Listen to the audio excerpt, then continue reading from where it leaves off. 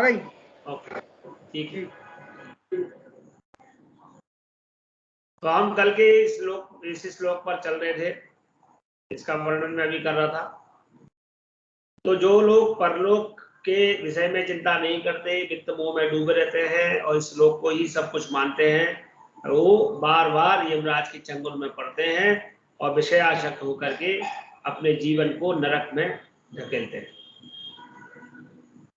अब आत्म तत्व की बात करने के लिए कि इस प्रकार विषयासक्त जो प्रत्यक्षवादी मूर्खों की जो निंदा करके अब उस आत्म तत्व की ओर जानने और समझने तथा वर्णन करने वाले पुरुषों की दुर्लभता का वर्णन करते हैं, ऐसा यमराज का और नचिकेता का संबंध हो रहा है। और वो वर्णन कर रहे हैं कि विषयासक्त का वर्णन कैसे हो। तो इस श्लोक में लिखा है, श्रवणायापि बहूर्यो न लभ्यः शृण्वन्तोऽपि बहवो यं न विद्युः आश्चर्यो वक्ता कुशलोऽस्य लब्धाश्चर्यो ज्ञाता कुशलानुशिष्टः। श्रवणयापि यह बहुविहि, जो,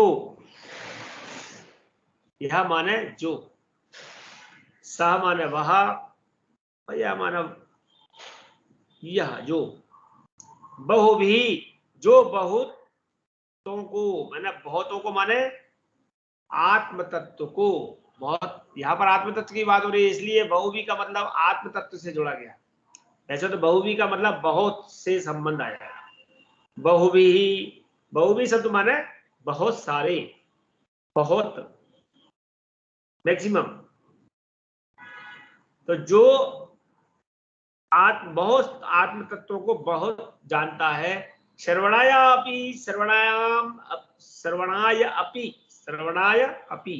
अपि माने भी, सुनने के लिए भी। तो बहुतों को, तो बहुत सारे लोगों को तो आत्म तत्व सुनने के लिए भी न लभ्य, नहीं मिलता। आप सब सौभाग्यशाली हैं, आप सब सौभाग्यशाली हैं कि आपको आत्म तत्व सुनने के लिए मिल रहा है। वो कहते हैं कि यह बहुवी जो बहुत से लोगों को तो श्रवणाया अपि, सुनने के लिए भी न लभ्य, नहीं मिलता। यम, जिसको बहवः, और बहुत से लोग, बहवः शृण्वन्तः अपि, शृण्वन्तो अपि बहवो यम न विद्युः। इसका मतलब क्या हुआ, बहवः शृण्वन्तो अपि, बहुत सारे लोग तो सुनकर भी, न विद्युः, न विद्यु क्या तात्पर्य हुआ, विद्यु माने समझना, विद्या विद्यु, विद होना मतलब उसमें डूबना, उसको समझना। न विद्यु, नहीं समझते। बहुत सारे लोग तो सुन करके भी उसे नहीं समझते। माइक चल रहा है सबका, बंद कर दीजिए प्लीज। अस्य, इस गूढ़ आत्म तत्व का आश्चर्यो वक्ता कुशलो अस्य लब्धास। अब यहाँ पर एक बात बहुत बड़ी वक्ता के विषय में कही।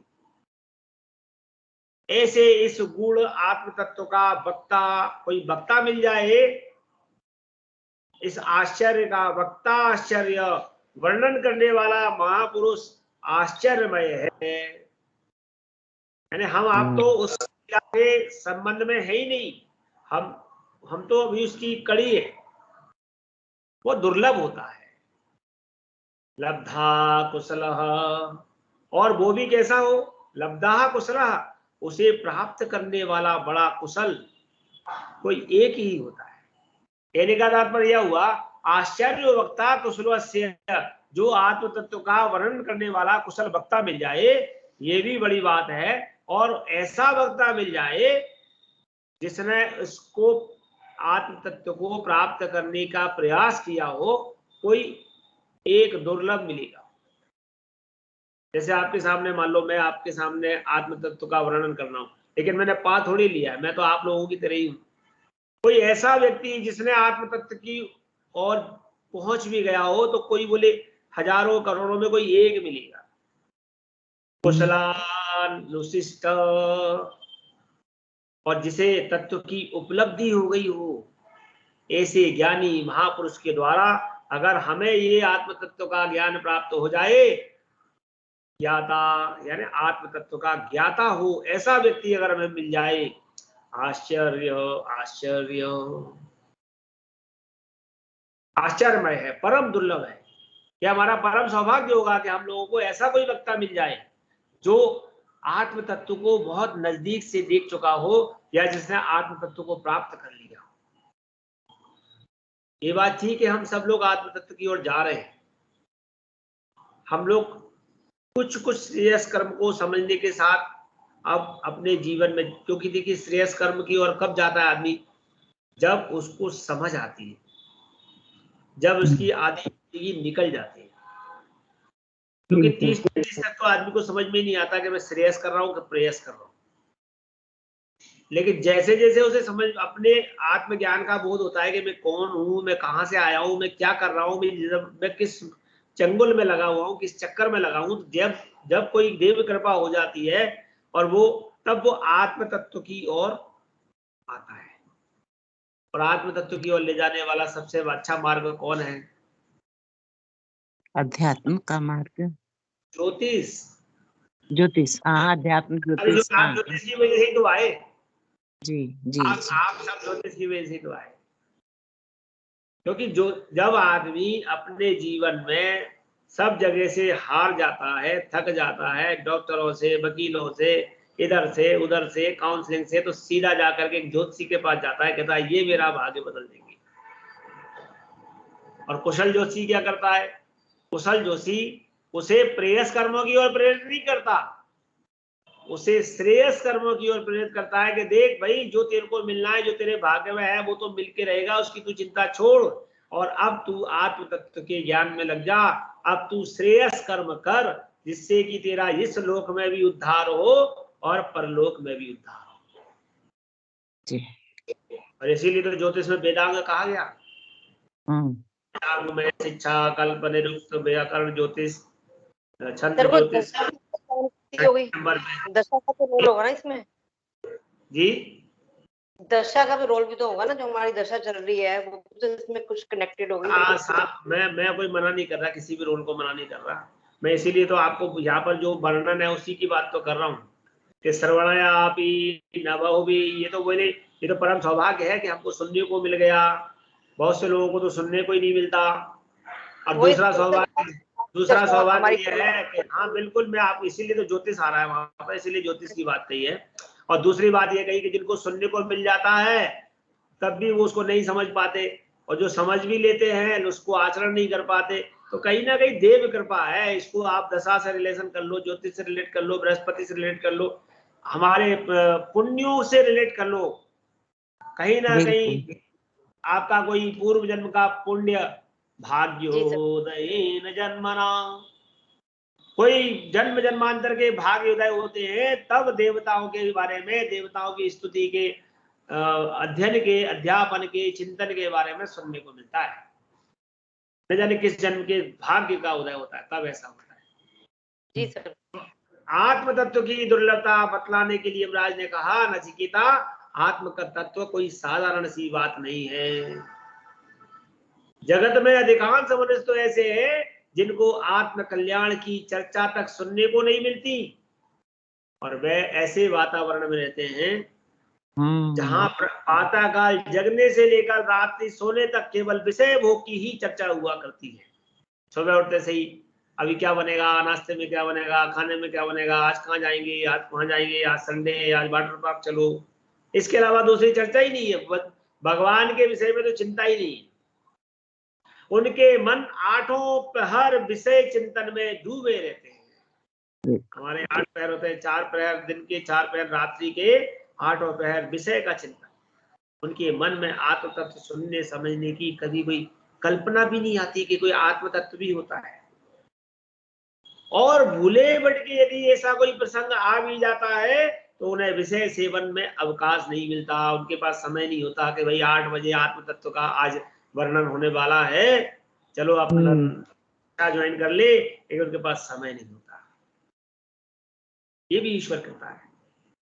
तो कुछ लोग ऐसे होते हैं और कुछ लोग ऐसे होते हैं जो सुनना समझना उत्तम समझकर सुनते तो हैं, परंतु उनके विषयाभिभूत मन में उसकी धारणा नहीं हो पाती। सुन लेते हैं हाँ करना चाहिए, लेकिन वो कर नहीं पाते, मन में धारणा नहीं आ पाती, तो मूढ़ बुद्धि के कारण उसे समझ नहीं पाते।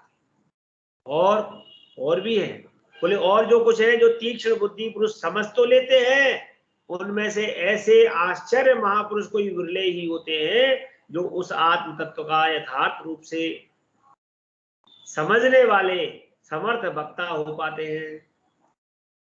एवं ऐसे पुरुष भी कोई एक दो ही होते हैं जिन्होंने आत्म तत्व को प्राप्त करके जीवन में सफलता संपन्न की हो और भली भांति समझकर वर्णन करने वाले सफल जीवन अनुभवी आत्मदर्शी उपदेश करने योग्य हो पाते हों।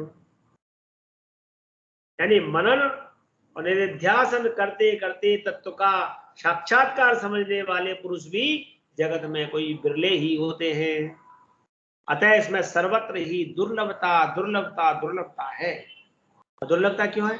क्योंकि बिना ईश्वर की कृपा के कुछ होगा नहीं, बिना आपके पूर्वजन्म के पुण्य उदय हुए आप इस मार्ग पर जा ही नहीं सकते। आत्म तत्व की दुर्लभता को का जो कारण है वो अगले श्लोक में कहा कि कस्मात, क्योंकि न वरेण प्रोक्तेता सुविज्ञो बहुधा चिन्त्यमानः अनन्य प्रोक्ते गतिरत्र नास्ति अणीयान यतर्क्यबलो प्रमाणा। अबरेण नरेण प्रोक्तः, नरेणावरेण मन अबरेण नरेण प्रोक्तः। अबरेण यानी अल्पज्ञ मनुष्य के द्वारा बतलाए जाने पर, बहुधा चिंत्यमान बहुत प्रकार से चिंतन किए जाने पर भी एषः यह आत्म तत्व सुविज्ञेय न सहज ही समझ में आ जाए ऐसा नहीं होता। यानी जिसने स्वयं आत्म तत्व को समझने की चेष्टा की हो, जो स्वयं आत्म तत्व के नजदीक पहुंचा हो, उससे समझेंगे तो और ज्यादा हमको अच्छे से समझ में आता है। तो इसी प्रकार अनन्य प्रोक्ते किसी दूसरे ज्ञानी पुरुष के द्वारा उपदेश किए जाने पर, कई बार हम सोचते हैं हम किताब पढ़ के इसको समझ लें, ये बड़ा मुश्किल होता है। अत्र गति नास्ति गतिरत्र नास्ति ऐसा लिखा ना, तो इसको अलग अलग करेंगे। अत्र गति नास्ति, इस विषय में मनुष्य का प्रवेश नहीं होता। क्यों नहीं होता? क्योंकि जब हम उसको अल्प बुद्धि से समझते हैं तो वो समझ में ही नहीं आती। क्यों? क्योंकि उसमें लिखा है कि अणीयान्यक्तर्कमणु प्रमाणात्, मणु का मतलब अणु है, ही अणु प्रमाणात्, अणु समझते हैं ना, अणु सूक्ष्म से सूक्ष्म वस्तु से भी सबसे छोटा अणु कहा गया। अणीयान अधिक सूक्ष्म है, मतलब वो सूक्ष्म से सूक्ष्म भी इतना सूक्ष्म है। अब जो बहुत ज्यादा सूक्ष्म होगा किसी को समझ में आएगा क्या? नहीं आएगा। उसको समझने के लिए पहले उस सूक्ष्म को जो समझाने वाला है उसको समझना पड़ेगा। अतर्क्यम इसलिए तर्क से अतीत है। इसके विषय में तर्क करना तो बात ही अलग है। प्रकृति पर्यंत, पूरी प्रकृति में जो भी सूक्ष्म से अति सूक्ष्म तत्व है, जो सबसे सूक्ष्म है, यह आत्म तत्व उससे भी ज्यादा सूक्ष्म है। यानी इस आत्म तत्व को तो आप देख ही नहीं सकते, अणु उससे भी बहुत सूक्ष्म है। ये इतना गहन है कि जब तक इसे यथार्थ रूप में समझने और समझाने वाले पुरुष नहीं मिलते, तब तक मनुष्य का इसमें प्रवेश अत्यंत ही कठिन है। साधारण ज्ञान वाले मनुष्य यदि इसे बतलाते हैं और उसके अनुसार यदि कोई विविध प्रकार से इसके चिंतन का अभ्यास करता भी है तो उसका आत्मज्ञान रूपी फल पूर्ण रूप से नहीं हो पाता। आत्म तत्व तनिक सा भी समझ में नहीं आता और दूसरे से सुने बिना केवल अपने आप तर्क वितर्क विचार करने से तो बिल्कुल भी समझ में नहीं आता। अपन सोचे अपन ही पढ़ ले, अपन ही समझ ले, तो बिल्कुल नहीं आता। जब तक तर्क वितर्क नहीं करेंगे तब तक तो वो निकलेगा ही नहीं। तो जो इसे भली भांति जानने वाले महापुरुष हों और उन्हीं से तर्क वितर्क के द्वारा ज्ञान प्राप्त करें। तो मैंने तर्क और कुतर्क दो होते, तो ऐसे ज्ञानी के पास नहीं पहुंच जाएंगे, वो कुतर्क करके समझाए, तर्क वाले के पास जाए। ऐसा उन्होंने कहा कि कई प्रकार से कल्पित किया हुआ आत्मतत्व साधारण बुद्धि पर नहीं आता। अगले श्लोक में वो कहते हैं नैषा तर्केण मतिरापनेया प्रोक्तान्यनैव सुज्ञानाय पृष्ठ यां त्वमापः सत्यधृतवतासि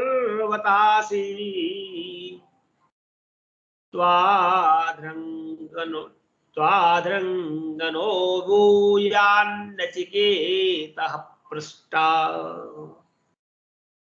नैषा तर्केण, हे प्रिय, अब नचिकेता की प्रशंसा कर रहे हो यमराज, यहां पर नचिकेता की प्रशंसा हो रही है। नचिकेता की प्रशंसा करते हुए यमराज फिर कहते हैं, हे प्रियतम, तुम्हारी इस पवित्र मति निर्मल निष्ठा नैषा तर्केण मतिरापयेन प्रेष्ठ, प्रेष्ठ शब्द प्रयोग जो किया है यहाँ पर ये प्रियतम, प्रेष्ठ का मतलब क्या हो गया, हे प्रियतम। आप लोग भी कभी कभी प्रियतम का प्रयोग करते हैं तो संस्कृत में प्रेष्ठ हो जाएगा। याम त्वम आपः, जिसको तुमने पाया है, एषा मति ही, मति माने बुद्धि, यह बुद्धि, तर्केण न आपनेया,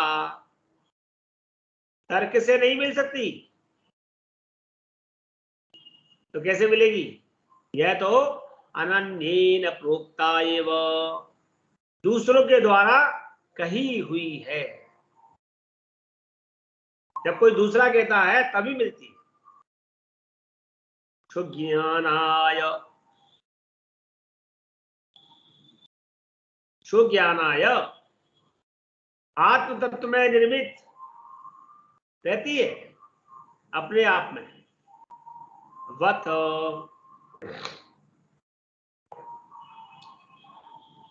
सचमुच ही, सत्य धृति, सत्य धृति वर्तासी लिखा है तो सत्य धृति यहां पर अलग रहेगा। सत्य धृति माने, धृति माने क्या होगा? धृति माने धैर्य रखने वाला, उत्तम धैर्य रखने वाले। असी, असी माने हो।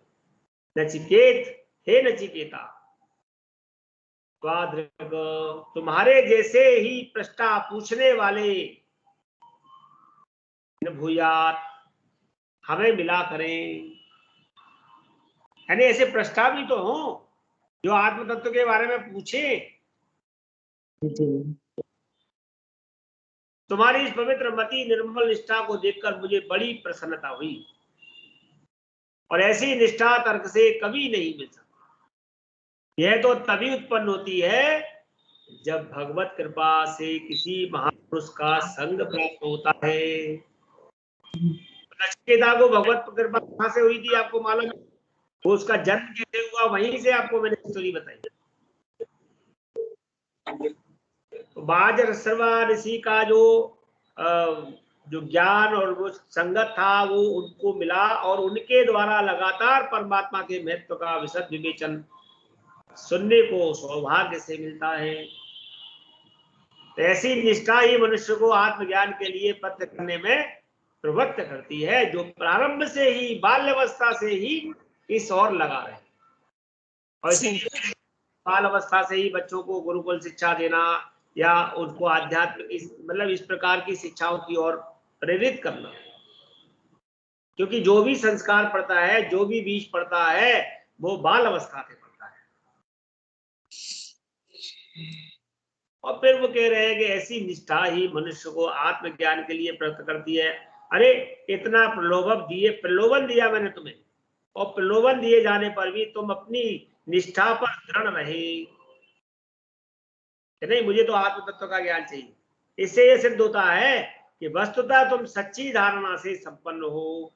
नचिकेता, हमें तुम जैसे ही पूछने वाले जिज्ञासु मिला करें। ऐसा कौन कह रहा है? यमराज कह रहे हैं नचिकेता से। तो देखिए, वक्ता जब बोल पाता है जब उसके पास प्रच्छक अच्छा हो, और प्रच्छक भी कैसा हो? दृढ़ निश्चयी हो कि नहीं, मुझे तो आपसे इस ज्ञान को प्राप्त करना ही करना है। और देने वाले ने कह दिया नहीं नहीं, एक काम करो, एक काम करो, ये ले जाओ, ये ले जाओ, ये पुस्तक ले जाओ, ये तो मेरा मेरी पूरी पीएचडी करी हुई बुक ले जाओ, जाओ। और बड़ा खुश हो गया, अरे गुरुजी ने मेरे को सारी किताबें दे दी, मैं तो बड़ा ज्ञानवान बन जाऊंगा। ऐसा करते हैं ना अपन लोग, जब आपके पास कोई आता है, हाँ क्या चाहिए? नोट्स, हाँ ये वाले नोट्स ले जाओ, चलो पढ़ लो। क्यों? क्योंकि वो सरलता और सहजता चाहता है। लेकिन नचिकेता बनना आसान नहीं। नहीं, मुझे कोई आपकी पुस्तकें नहीं चाहिए, मुझे आपका कोई साहित्य नहीं चाहिए, मेरे को तो आपके बुखार बिंद से सीखना है, आपके सामने बैठ के सीखना है, आप जब कहोगे जब सीखना है। तो वो सीखने वाला क्या कहता है? नहीं नहीं, इस समय मेरे पास समय नहीं है, इस समय मेरे पास समय नहीं है। तो आप गुरुजी कहते हैं, बेटा तू ये बता, तेरे पास समय कब है, तब हम सिखा देंगे। और तब भी वो नहीं आता, तो फिर भी गुरुजी कहते हैं आप क्या करें। आप लोग ऐसा महसूस कर रहे होंगे, पढ़ा रहे होंगे तो मालूम होगा आपको। आदमी लेना तो चाहता है, आदमी पढ़ना तो चाहता है, लेकिन समय दान के लिए उसके पास समय नहीं है। इसके लिए तो गुरुजी ज्वाला धधकनी चाहिए अपने अंदर, जो नचिकेता के अंदर है। उसीलिए तो बात हो रही है। सर हमारे अंदर भी है, शान से भी तो सीखना है हमें। सर हमारे अंदर भी है। बिल्कुल आपके अंदर है। जो जिज्ञासु हैं, जो निरंतर, मैं अभी देख रहा हूँ कि संस्कृत शिक्षण जब से खुला है, तो इसमें से मतलब जितने लोग अभी मैं देख रहा हूँ, इसमें ज्यादातर लोग हर कक्षा में समय से आ जाते हैं। कुछ लोग हैं वो यथाकथा दिखते हैं, कोई ना कोई कारण उनके अपने होंगे। चलिए, अब यमराज अपने उदाहरण से निष्काम भाव की प्रशंसा करते हुए कहते हैं, अगले श्लोक में उन्होंने निष्काम भाव की प्रशंसा की है। जानाम्यहं श्रीवदरेत्य नित्यं न ध्रुवैः प्राप्यते हि ध्रुवं तत् ततो मया नाचिकेतसितो नित्येन द्रव्यै प्राप्तवान् अस्मि नित्यम्। जानाम्यहम्, अहम जानामि, जानाम्यहम् माने अहम जानामि। आपको पढ़ाया था, अहम गच्छामि, अहम पठामि, अहम जानामि।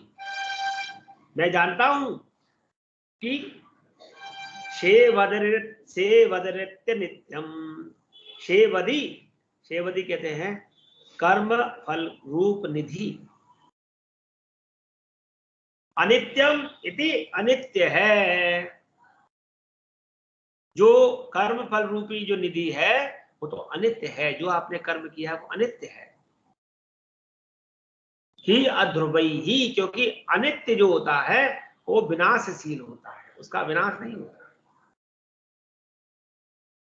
तत ध्रुवम, अनित्य वस्तुओं से वह नित्य पदार्थ। अब पदार्थ यहाँ पर ध्रुवम शब्द के रूप में लिया है, तो ध्रुवम जो पदार्थ है वो उसको साक्षात परमात्मा कहा गया है। यहां पदार्थ शब्द का अर्थ जो है वो परमात्मा के लिए है। तत् ध्रुवम, ध्रुवम माने पदार्थ।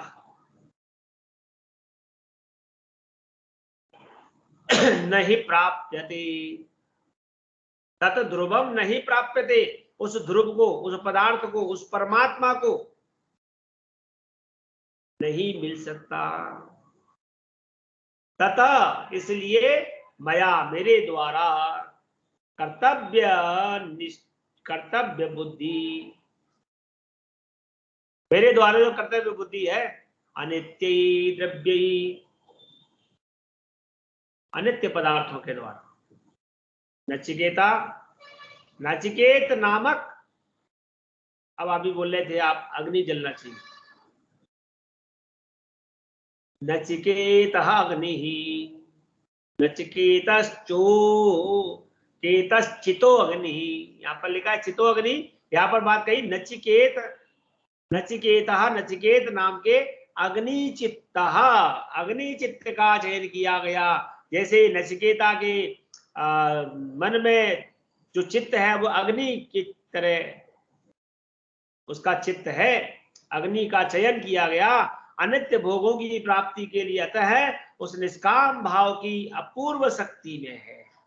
और इसलिए जो अग्नि जो किसी प्रक्षक के रूप में आपके अंदर आएगी उसका नाम क्या नाम होगा? उसका नाम होगा नचिकेत अग्नि। नित्यम, नित्य वस्तु परमात्मा को प्राप्तवान अस्मि, प्राप्त हो गया।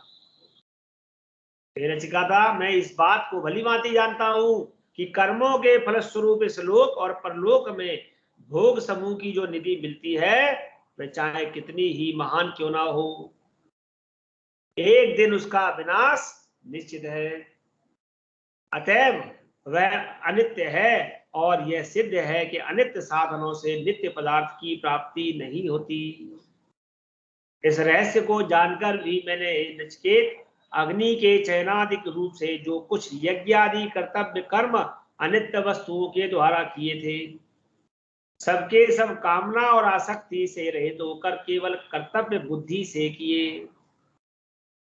इस निष्काम भाव की ही यह महिमा है। जो निष्काम भाव से कर्म किए थे उन्हीं की यह महिमा है कि अनित्य पदार्थ के द्वारा कर्तव्य पालन रूप ईश्वर पूजा करके मैंने नित्य सुख रूप परमात्मा को प्राप्त कर लिया। कौन कहता है? यमराज कहते हैं। यमराज सदैव परमात्मा का ध्यान करते रहते हैं।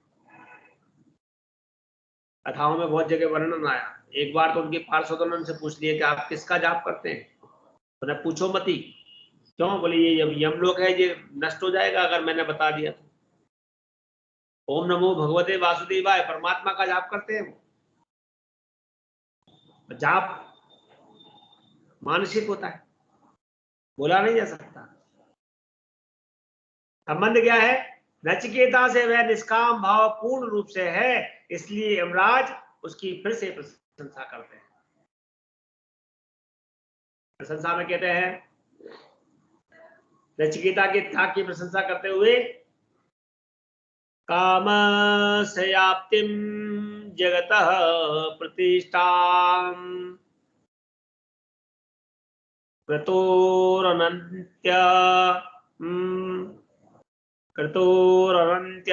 कृतोरनन्त्यमवस्य पारम् स्तोममहदुर्गायं प्रतिष्ठां दृष्ट्वा धृत्याधीरो नचिकेतोऽत्र साक्षिः। यहाँ पर साक्षी कौन है? नचिकेता है। हे नचिकेता, नचिकेत, कामस्य आप्तिम, जिसमें सब प्रकार के भोग मिल सकते हैं, कामस्य आप्तिम, सब प्रकार के भोग। काम मैंने बताया था भोग। जगतः प्रतिष्ठा, और जो जगत का आधार है कौन? ईश्वर। कृतो अनंत्यम यज्ञ का चिरस्थायी वह फल है जो भी आप यज्ञ करते हैं। अभस्य पारम, अभय कहते हैं भय से पार करने वाला, निर्भयता की अवधि।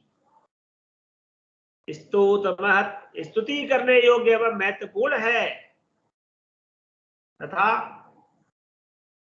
उरुगायम, वेदों में उस जिसके गुण नाना प्रकार से गाए गए हैं। उरुगायम, गुणों का गायन।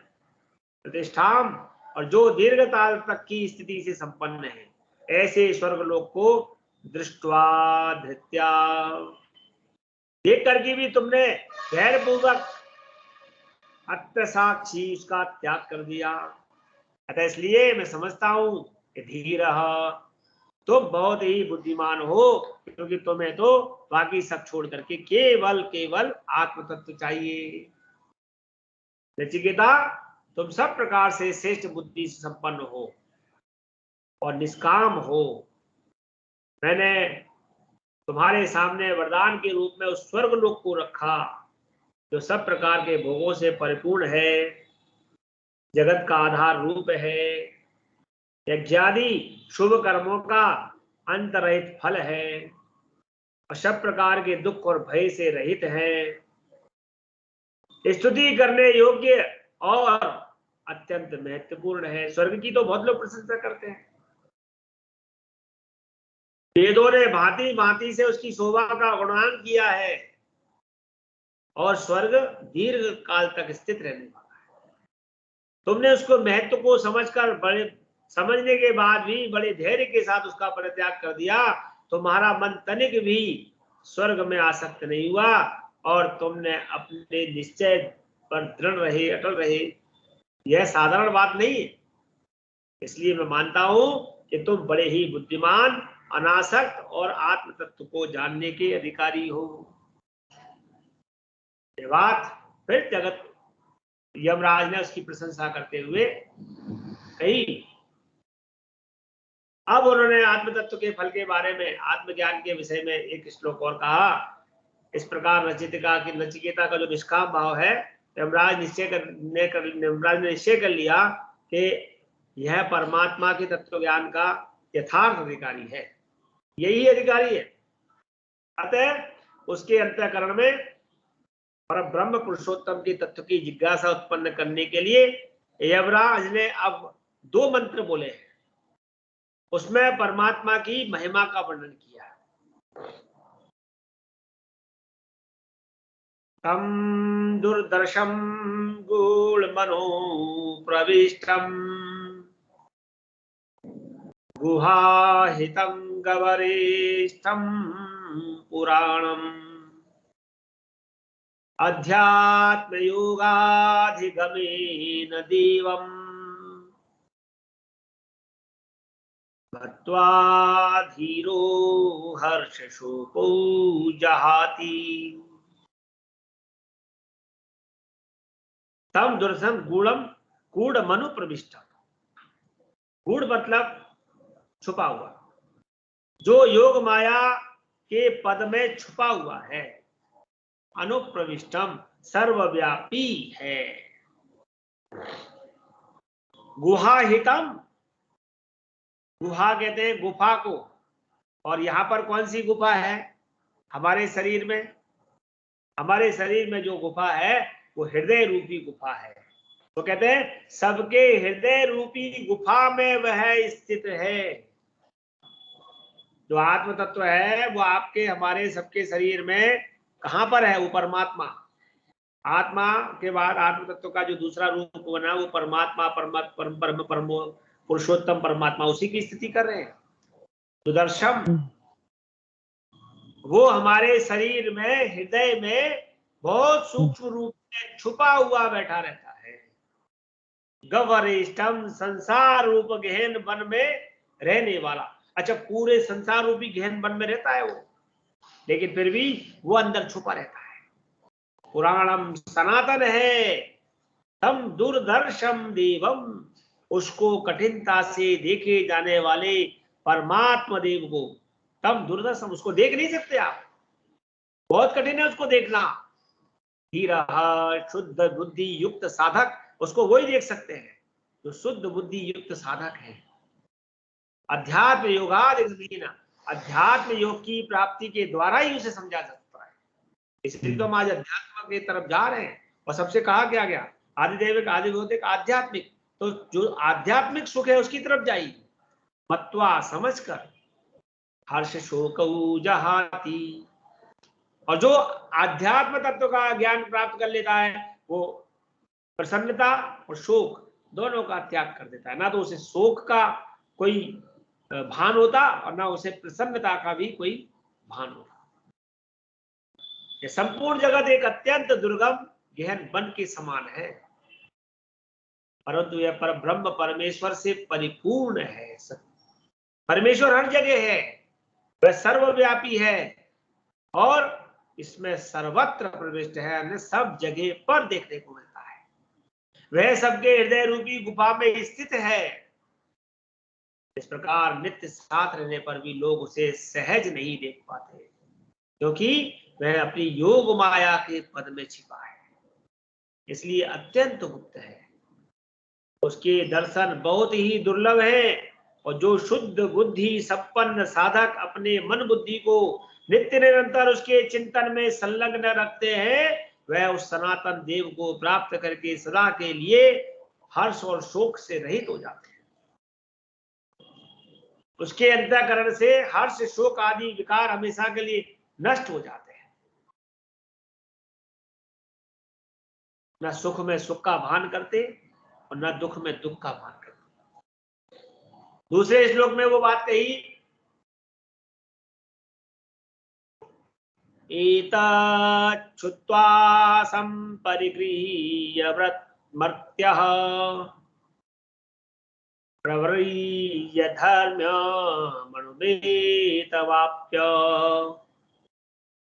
समोदते मोदनीयं हि लब्ध्वा विवृत्तं सद्मनचिकेतसं मन्ये। एतत् सुनत्वा, यह सुनकर, मर्त्यः माने मनुष्य, जब मनुष्य सुनता है, एतत् यानी इस प्रकार, धर्म्यम मैंने धर्ममय, धर्ममय क्या, धर्ममय उपदेश को, सुत्वा माने सुनकर, सब परिगृह्य भली भांति ग्रहण करके, परिगृह्य गृह्णाति, सब परिगृह्य माने भली भांति ग्रहण, प्रव्रज्य और उस पर विवेक पूर्वक निष्ठा करके, अपनी बुद्धि का प्रयोग करके, एतम यानी इस अणुम, अणुम माने सूक्ष्म आत्म तत्व को, आप्य, आप्य माने जानकर अनुभव करता है, सह माने वह, मोदनीयम। अब मोदनीय शब्द जो है वो किसके लिए है, मोदते मोदनीयम प्रसन्नता के लिए है। मोदते मोदनीयम आनंद स्वरूप पर ब्रह्म पुरुषोत्तम को, जो आनंद देने वाले हैं, लोभ लब्ध्वा मानकर पाकर, मोदते ही आनंद में ही मग्न हो जाता है। नचिकेतशम, तुम नचिकेता के लिए विवृतम सपद्म मन्ये, विवृतम सपद्म मन्ये यानी परम धाम द्वार खुला हुआ मानता हूं। मैं तुम्हारे लिए मानता हूं कि तुम्हारे लिए तो परम धाम का द्वार खुला है, विवृतम मैं मानता हूं। इस आध्यात्म विषयक धर्ममय उपदेश को पहले तो अनुभवी महापुरुष के द्वारा अतिशय श्रद्धा पूर्वक सुनना चाहिए और सुनकर उसका मनन करना चाहिए। उसके बाद एकांत में बैठकर उस पर विचार करके बुद्धि में उसको स्थिर करना चाहिए, क्योंकि बुद्धि में स्थिर आसानी से नहीं होगा। इस प्रकार साधन करने पर जब मनुष्य को आत्म रूप की प्राप्ति हो जाती है, अर्थात जब वह आत्मा के तत्व को समझ लेता है, तब आनंद स्वरूप पर ब्रह्म परमात्मा को प्राप्त हो जाता है। उस आनंद के महान समुद्र को पाकर वह उसमें निमग्न हो जाता है, डूब जाता है। नचिकेता, तुम्हारे लिए उस परम धाम का द्वार खुला हुआ है, तुमको वहां जाने से कोई रोक नहीं सकता, क्योंकि तुम ब्रह्म प्राप्ति के उत्तम अधिकारी हो, ऐसा मैं मानता हूं। तो यमराज के मुख से ब्रह्म पुरुषोत्तम की महिमा सुनकर और अपने को उसका अधिकारी जानकर नचिकेता के मन में परमात्म तत्व की जिज्ञासा और ज्यादा उत्पन्न हो गई। साथ ही उसे यमराज के द्वारा अपनी प्रशंसा सुनकर साधु सम्मत संकोच बिल्कुल भी नहीं हुआ, सॉरी संकोच भी हुआ कि मेरी प्रशंसा क्यों कर रहे हैं।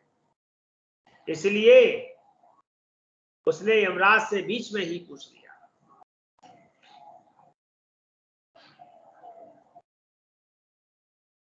सर्वातीत वस्तु विषयक प्रश्न उसने फिर पूछ लिया। अन्यत्र धर्मात् अन्यत्र धर्मात् अन्यत्रमस्मात् कृतात् अन्यत्र भूताच्च भव्याच्च यत्तत् पश्यसि तद्वत्। अन्यत्र धर्मात्, यत यानी जैसे जैसे जिस, यत और तत्, जैसे और वैसे, जिस उस पर परमेश्वर को धर्मात् माने धर्मात् अन्यत्र धर्म से अतीत, धर्म से हटकर, और अधर्मात् अन्यत्र अधर्म से अतीत, च तथा अस्मात् कृता कृतात्, अस्मात् कृता कृतात् माने इस कार्य और कारण रूप को संपूर्ण जगत में भी हमारे द्वारा किए जाने पर, अन्यत्र, अन्यत्र माने भिन्न, च माने और, भूतात् भव्यात् भूत वर्तमान और भविष्य, तीनों कालों में तथा इससे संबंधित पदार्थों में भी अन्यत्र माने पृथक पश्यसी जानते हैं, तो उसे बतलाइए। तत्वद, तो आप उसे बताइए। नचिकेता की बात क्या है कि भगवान यदि आप मुझ पर प्रसन्न हैं तो धर्म और अधर्म के संबंध से रहित, इसको छोड़कर, धर्म और अधर्म को छोड़कर, कार्य कारण रूप प्रकृति से पृथक और भूत वर्तमान और भविष्य, इन सब से भिन्न जिस परमात्म तत्व को आप जानते हैं उसे मुझे बतलाइए। क्योंकि अभी तक तो हम यही समझते हैं कि परमात्म तत्व में क्या है, धर्म परमात्म तत्व है और अधर्म जो है वो अधर्म है। कार्य कारण रूपी प्रकृति में कार्य कारण के द्वारा प्रकृति को समझना, भूत वर्तमान भविष्य में किए गए कर्मों के द्वारा। बोले नहीं, मुझे ये नहीं समझना। नचिकेता तो कहता है कि आप इससे भी परे कोई परमात्म तत्व का ज्ञान है तो मुझे बताइए। तो नचिकेता के इस प्रकार पूछने पर यमराज उस ब्रह्म तत्व के वर्णन करने की प्रतिज्ञा करते हुए उपदेश आरंभ कर देते हैं। ओंकारोपदेश। सर्वे वेदा यत्पदमामनन्ति तपांसि सर्वाणि यद्वद् वदन्ति यदिच्छन्तो ब्रह्मचर्यं चरन्ति तत्ते पदं संगृह्णेन ब्रवीम्योमिति तत्। सभी वेद जिस ओर जाते हैं, सर्वे वेदाः संपूर्ण वेद, यत् पदम जिस परम पद का आमनंती बारंबार प्रतिपादन करते हैं। वेदों में क्या, वेदों में उसी का वर्णन किया है, उस परमात्मा का ही वर्णन किया है। तो कहते हैं चारों वेद हैं, जितने भी वेद हैं वो जिस परम पद का बारंबार प्रतिपादन करते हैं। च और सर्वाणि तपांसि, तपांसि सर्वाणि, संपूर्ण तप, जितने भी तप करते हैं ना वो सब तप भी हमें उधर ले जाते हैं। यत जिस पद का वदंती लक्ष्य कराते हैं, इसका परमात्मा अर्थात वे जिसके साधन हैं। यत् इच्छन्तः यदि छंतो यद इच्छन्ता, जिसको चाहने वाले साधक गण ब्रह्मचर्यम चरंती, ब्रह्मचर्य का पालन करते हैं कि हमको परमात्म तत्व चाहिए, तत्पदम वह पद मैं तुम्हें संग्रहेण संक्षेप से ब्रवीमि बतलाता।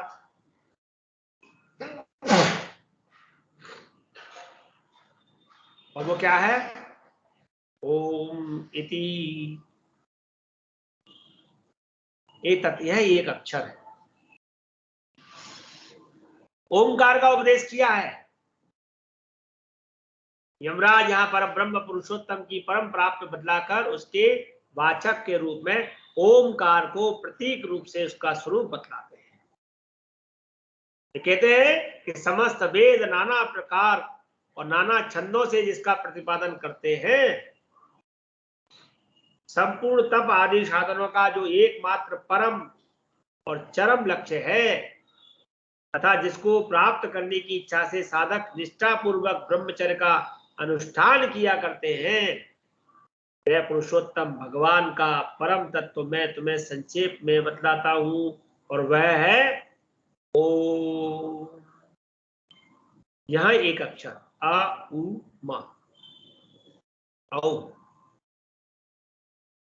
संबंध क्या है कि नाम रहित होने पर भी परमात्मा अनेक नामों से पुकारे जाते हैं, और उनके सब नामों में ओमकार सर्वश्रेष्ठ माना गया है, प्रणव है, ये प्रत्येक मंत्र में है।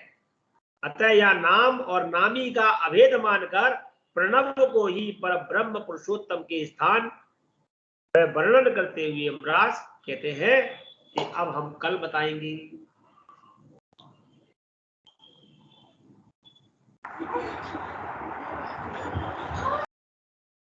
जय गणपति जी।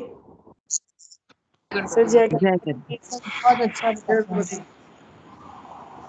जय गणपति की तो आज के लिए इतना है। आज हम अपने 15 श्लोकों तक पहुंच गए हैं। कल 16, 17, 18, 19, 20, 21, 22 के अंदर लगभग 22 श्लोक है जो अभी हम अध्याय कर रहे हैं। 22 से 23 है, नहीं 22 से इसलिए तो 25 है, 25। तो गुरुजी ये पूरा जो कठोपनिषद है पूरा इन्हीं के ही ऊपर है, नचिकेता के ऊपर ही।